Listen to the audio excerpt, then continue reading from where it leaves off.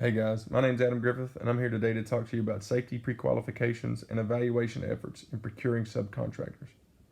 So what does that mean? Basically, what steps can general contractors take to ensure that the subcontractors they're hiring to do work on their jobs maintain a good safety environment and hold safety in high regard? As we get moving today, I just want to start off with this quote, and it says, "If it's worth doing right," and it's said by grandfathers everywhere. I know my grandfather said it to me, and I'm sure if you've ever been in any situation helping an old man do anything, he'll tell you if it's worth doing right the first time. And it applies to this situation as well. If you're going to choose a subcontractor, it is going to be worth it ethically, financially, and any other reason you can think about to choose one that is qualified and takes safety in high regard. So just to touch base real quick, what is a subcontractor? Well, Webster's Dictionary defines it as a business or person that carries out work for a company as part of a larger project. But that's kind of vague, so let's just break it down into layman's terms. A subcontractor is anybody that a general contractor hires to come and do a job for a larger project, whether it be paint a house, put on a roof, pour a concrete pad, hang some lights, anything like that. They're considered a subcontractor for that project. So what's the benefits of choosing the right subcontractor? Well, they're the obvious ones like cost efficiency, quality of work, job duration. They're usually more equipped and better handled to do jobs like that. Successful working relationships between general contractors and subcontractors usually tend to be beneficial to both parties.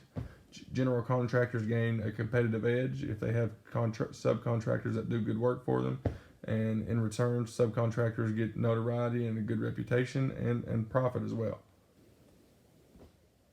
So you may be asking yourself, but where does safety come in on all this? At the very beginning. Proper safety is the most important thing in the construction field. General contractors are responsible for the subcontractors when they're working together, which means that choosing a sub that takes safety as seriously as you do is an absolute must. So just a quick tip before we move forward about safety on the job site. All incidents can be prevented, and all operating exposures can be controlled. That's the milestone that we want set. 0 incidents, 0 operating exposures. Safety at the top of the list. Okay, let's get down to the meat and potatoes of this. What kind of information can general contractors utilize when choosing subcontractors regarding safety? Number 1, pre-qualifications. What kind of qualifications does this subcontracting company have prior to my employment with me that shows me that they take safety seriously? Number 2, history of their work. Do they do good work? Do they do good work safely? That's important. Number 3, previous incidents. Have they had any incidents in the past month, past year? Were they major? Were they minor? Were they on a job site where incidents happened but they weren't at fault? Things like that. The next thing is their financial situation. Companies that lack the financial stability to do jobs safely still may put in bids for jobs just to try to make a profit. Although it be unethical, it does happen.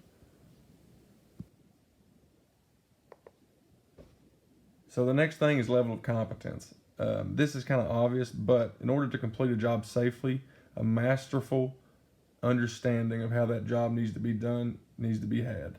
And if companies are lacking in the understanding of how a job is done, they can sometimes sacrifice safety, which is not what we want.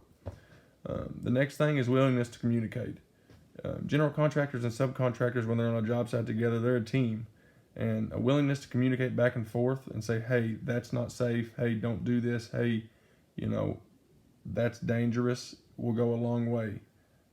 Coworker safety support is very important and can go a long way on these job sites.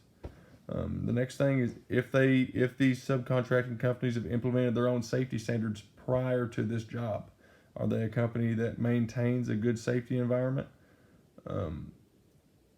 Do they take safety seriously away from the general contracting company that's getting ready to hire them? And then one of the last things is if they place emphasis on the general contractor's safety values.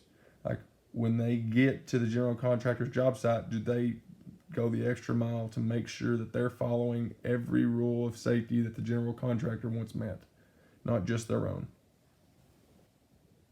So that's pretty much it, guys. If A general contractor sits down and utilizes all the information given to him in order to choose the right subcontractor regarding safety for his job site, then safety should never be an issue. There's too much information out there to go through and comb through and find the right guy for the right job, for there ever to be any kind of incidents or anything like that. Now, in the real world, incidents do happen, but we want to minimize them as much as possible, and using these tactics, general contractors can succeed in doing so. So I want to thank you for tuning in with me today, and happy building.